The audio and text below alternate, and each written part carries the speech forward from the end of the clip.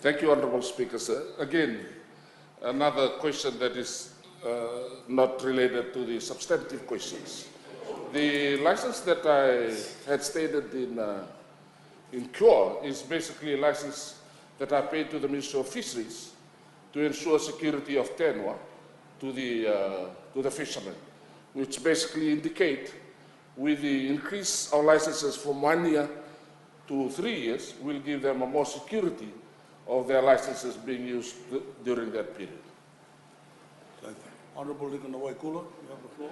Please explain what is the justification of imposing licenses to the poor villagers who can't even pay for the benzene? Honourable Minister, you have the floor. Honourable Speaker, sir, the license is only paid by commercial fishermen. If villagers are fishing in their own goli areas, they are not required. It is for commercial fishing activities. Semi-subsistence.